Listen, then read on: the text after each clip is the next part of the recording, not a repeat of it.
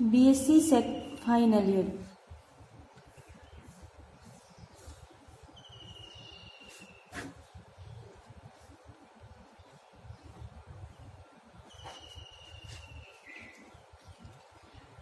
देखो हमने कल एग्जाम्पल विभाग ग्रुप के एग्जाम्पल नंबर 3 और एग्जाम्पल नंबर 5 पढ़ा था। अब अपनी सिर्फ 2 थ्योरम बची है जो मेन इंपॉर्टेंट है। एक तो प्रमेय नंबर 1 और एक प्रमेय नंबर 4 जो विभाग ग्रुप पर प्रमेय है। तो देखो जो ये आई हुई है एग्जाम में, देखो ये जरूर करना है दोनों थ्योरम। देखो प्रमेय नंबर 1 कौन सी है? विभाग ग्रुप पर प्रमेय। पहले लिख लेना टॉपिक में, विभाग ग्रुप पर प्रमेय। प्रमेय नंबर 1 में क्या है कि एक आबेली ग्रुप, मोस्ट लिख देती हूँ, ये एग्जाम में आई हुई है। तो इसमें क्या जाएगा कि एक आबेली ग्रुप का प्रत्येक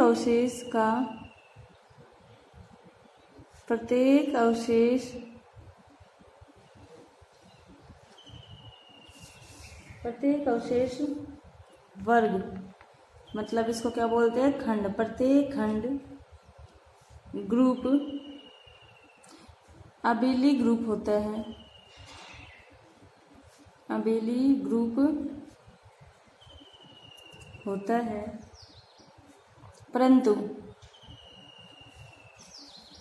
इसका विलोम सत्य नहीं है।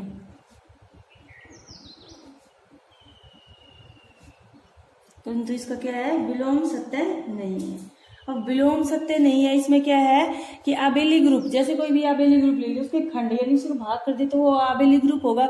लेकिन प्रत्येक जो आबेली ग्रुप हो ना, वो क्या नहीं कहलाएगा? वो आबेली ग्रुप नहीं होता। इसको कैसे सिद्ध करेंगे अपन? उत्पत्ति में लिखेंगे, माना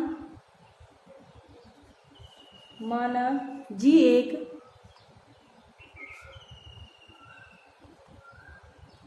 आबेली ग्रुप है था एन जी का एक विशिष्ट उपग्रुप है।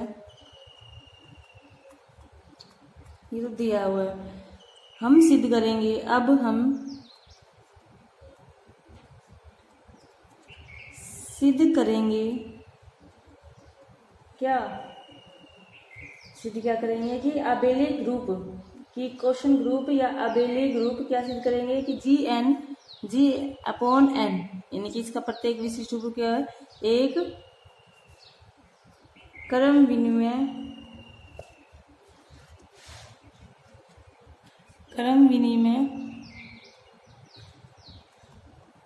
ग्रुप हो। अब देखो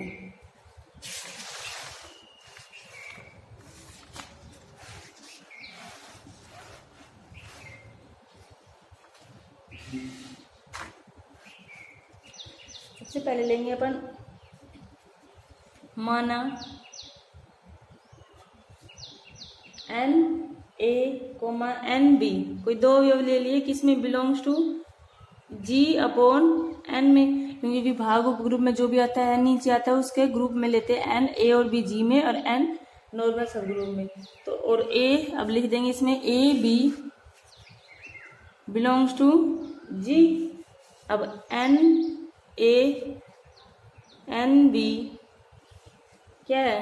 कैसे लिख सकते हैं अपन? एन ए बी, या फिर क्रमविन में ग्रुप है तो एन बी ए भी लिख सकते हैं। अब इसको भी ऐसे लिख सकते हैं एन बी एन ए, क्रमविन में ग्रुप है ना ये, इस वजह से। और इसको क्या जाएगा? N a n b n a, ठीक है। तो ये सिद्ध हो गया ना इसका खंड में। तो जी अपॉन एन एक क्रम विनिमय समूह है। अब देखते हैं इसका विलोम सत्य है या नहीं। अब विलोम में देखते हैं कि विलोम में लेंगे कि सम्मित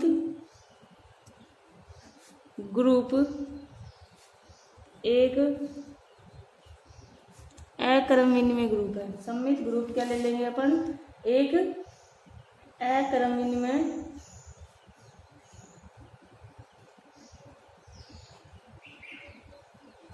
ग्रुप है तथा A3S3 में नॉर्मल क्या ले लिया, एक एलिमेंट ले लिया A3S3 यानी कि पूरा समुच्चय नॉर्मल सब ग्रुप है, इसलिए S3 A3 एग्जिट करेगा और S3 A3 में दो अवयव है, दो अवयव होते हैं जो कि क्रम विनिमय नियम का पालन करता है।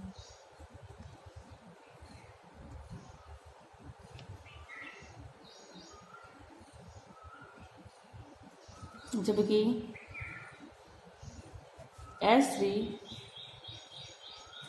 क्रम विनिमय नहीं होता है।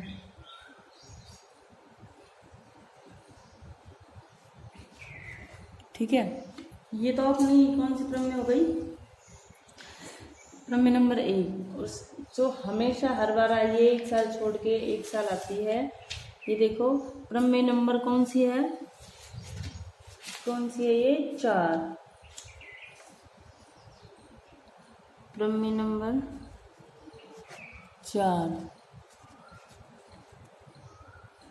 Very very most fundamental theorem.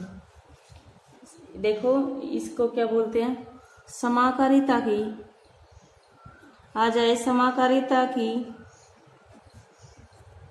मूलभूत प्रमेय लिखो, ठीक है, और इसका स्टेटमेंट लिखो। तो ये समाकारिता के मूल प्रमेय का देखो स्टेटमेंट क्या हो जाएगा, कौन सी होती है ये, कि सिद्ध कीजिए, प्रमेय नंबर 4 है कि सिद्ध कीजिए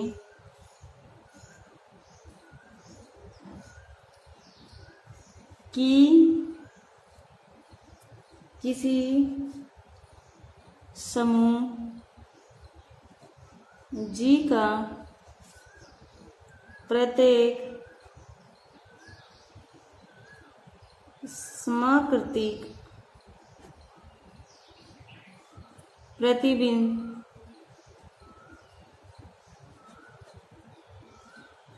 किसी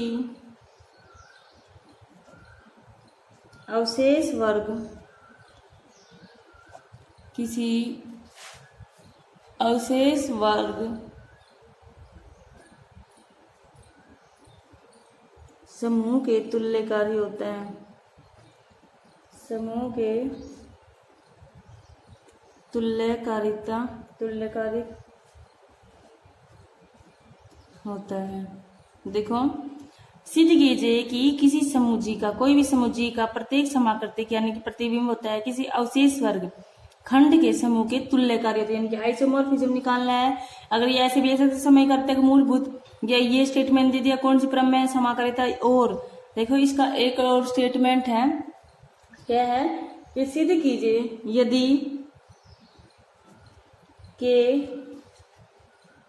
यदि के समूह G तथा G डैश की समाकारिता की अष्टी हो तो सिद्ध कीजिए अष्टी हो तो सिद्ध कीजिए। क्या सिद्ध करना है? जी अपॉन के तथा जी डैश क्या हो? तुल्यकारी हो। तुल्यकारी हो। ये दो तरीके से है भाई। यदि के समूह जी तथा जी डैश की समाकारिता की अष्टी हो तो, यानी के समूह जी तथा जी डैश की, यानी कि इस एफ फलन जी टेंस टू जी डैश, ये इसका प्रतिबिंब है। इस के समूह की अष्टी हो तो सिद्ध क्या करनी है? अष्टी का भाग देना है, यानी कि जी में के भाग के तथा जी डैश क्या निकालना है? तुल्यकारी। तुल्यकारी का मतलब आइसोमोर्फिज्म। लेकिन इसमें देखो ये देखा कि मूलभूत क्रम में, इसको याद रखना कि असमाकारिता की जो मूलभूत क्रम में है वो कैसे निकालनी है। ठीक है, एक पढ़ेंगे कल।